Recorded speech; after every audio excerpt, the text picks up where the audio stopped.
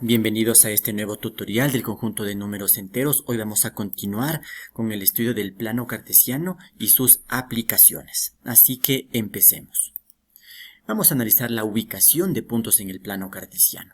Entonces, si este trabajo lo tenemos que hacer manualmente, es decir, en nuestro cuaderno, sin el apoyo, sin la ayuda de un software de matemática, como por ejemplo GeoGebra, entonces te recomiendo tomar en cuenta lo siguiente. Debes empezar graficando tanto el eje horizontal y el eje vertical con su respectivo punto de intersección. Sobre los ejes vas a ubicar las marcas manteniendo la misma distancia entre ellas, tanto para el eje de abscisas como para el eje de ordenadas. Teniendo esta estructura básica, entonces vas a seleccionar la escala más adecuada de acuerdo a los valores de las coordenadas cartesianas que tengas que ubicar. Así, por ejemplo, puedes utilizar una escala de 1 en 1 para ambos ejes, una escala de 5 en 5, o ya depende de la escala que necesite cada uno de los ejes.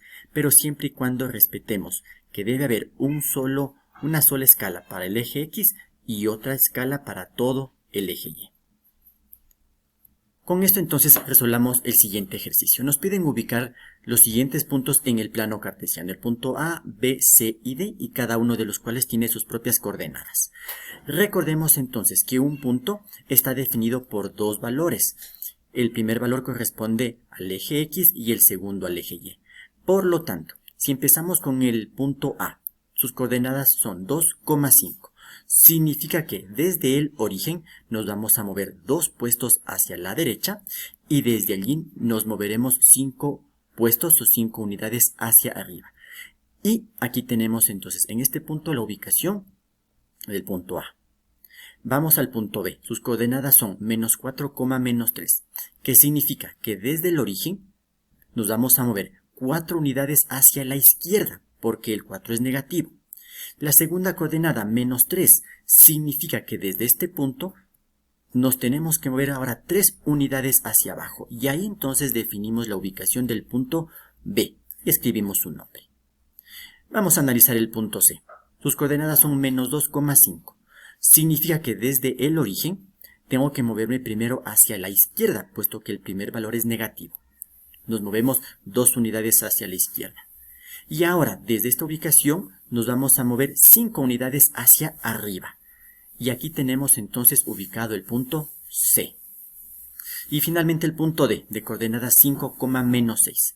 Significa que, como el primer valor 5 es positivo y pertenece a X, entonces desde el origen nos movemos 5 puestos a la derecha y desde aquí nos movilizamos 6 puestos hacia abajo. Y aquí tenemos entonces ubicado el punto D. Con este ejemplo hemos visto la ubicación de puntos en los diferentes cuadrantes del plano cartesiano.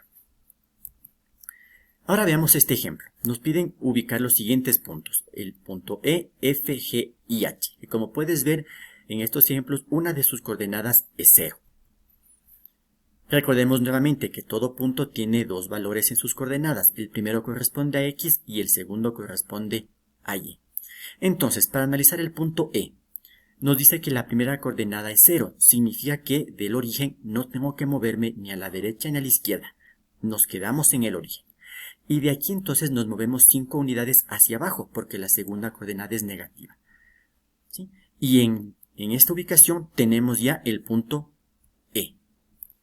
Para el punto F, sus coordenadas son menos 3,0, significa entonces que como su primera coordenada es menos 3, desde el origen nos movemos 3 unidades hacia la izquierda. Y como la segunda coordenada es 0, significa que no tenemos que movernos ni hacia arriba ni hacia abajo. Por lo tanto, aquí está ubicado el punto F. Para el punto G, coordenada 0,2, significa que desde el origen no nos movemos ni a la derecha ni a la izquierda. ¿Sí? Y como la segunda coordenada vale 2, entonces, desde el origen nos movemos 2 unidades hacia arriba. Y aquí tenemos ubicado el punto G. Finalmente, el punto H tiene de coordenadas 4,0. Significa que desde el origen nos vamos a mover 4 unidades hacia la derecha. Y desde aquí no nos tenemos que mover ni hacia arriba ni hacia abajo, porque la segunda coordenada es 0. Por lo tanto, aquí tenemos ubicado el punto H. Este es un ejemplo, ¿sí?, de la ubicación de puntos en los ejes, ya no en los cuadrantes. Ahora vamos a determinar las coordenadas cartesianas de puntos que ya están ubicados en el plano cartesiano. Es importante recordar que cada punto ubicado en el plano tiene una identificación en base a las coordenadas cartesianas, y no pueden existir dos puntos que tengan las mismas coordenadas. Entonces vamos a analizar las coordenadas de estos puntos A, B, C y D que ya están ubicados en este plano cartesiano. Para ello, entonces, debemos recordar una vez más que todo punto queda definido por una coordenada primero en X y después en Y. Entonces, para el punto A, vamos a hacer lo siguiente. Desde el punto A vamos a trazar una recta vertical hasta llegar al eje X y podemos observar que está asociado con el valor de 2. Desde el mismo punto A, ahora trazamos una línea horizontal que llegue hasta el eje Y podemos ver que está asociado al valor de 3. Por lo tanto, las coordenadas del punto A quedan definidas así, 2,3. Analicemos el punto B. Seguimos el proceso explicado anteriormente. Trazo una línea vertical y vemos que al llegar al eje X se asocia con el valor de menos 2. Y al trazar una línea horizontal que llegue al eje Y, se asocia al valor de 2. Por lo tanto, las coordenadas del punto B son menos 2 para X, 2 para Y. Para el punto C seguimos el mismo proceso, trazamos la línea vertical, trazamos una línea horizontal y observamos que en el eje X se asocia con el valor de menos 3 y con el eje Y se asocia con el valor de menos 4. Por lo tanto, estas son las coordenadas del punto C, menos 3 para X, menos 4 para Y.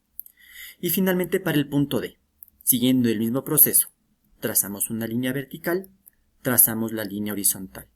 Vemos que el punto D se asocia con el valor de 4 para X y con el valor de menos 2 para Y.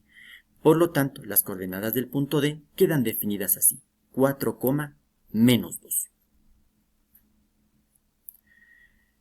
Revisemos ahora la ubicación de estos puntos que nos han dado en este plano cartesiano. ¿Sí? Podemos observar que estos puntos igual no están ubicados en los cuadrantes, sino sobre los ejes. Analicemos en base a lo que ya conocemos previamente, que todo punto está definido por una coordenada, primero en X y después en Y. Entonces, para el punto M podemos observar que el punto M está ubicado sobre el eje X. Es decir, que desde el origen nos hemos tenido que mover 40 unidades hacia la izquierda, por eso su primer valor es menos 40, pero de aquí no nos hemos tenido que mover ni hacia arriba ni hacia abajo, por eso el segundo valor es 0. Y sus coordenadas quedan así, menos 40,0. Analicemos el punto N. Si partimos del origen, vemos que el punto N no se ha movido ni a la derecha ni a la izquierda. Solamente se ha movido hacia abajo, 50 unidades. Por ello, las coordenadas del punto N quedan definidas así, 0 para X y menos 50 para Y. Analicemos el punto Q. El punto Q se encuentra ubicado sobre el eje X a 80 unidades hacia la derecha del 0. Y desde este punto no se ha movido ni arriba ni hacia abajo. Por lo tanto, las coordenadas del punto Q quedarían definidas de esta manera, 80,0. Y finalmente tenemos el punto R. Vemos que el punto R está ubicado sobre el eje Y. Significa que desde el origen este punto no se ha movido ni a la derecha ni a la izquierda. Por eso su coordenada en X es 0. Y desde el origen se ha movido únicamente 20 unidades hacia arriba. Por eso le asignamos el valor de 20 para Y, quedando sus coordenadas definidas de esta manera, 0,20. Recuerda finalmente que el punto 0, el punto de origen, tiene de coordenadas 0,0.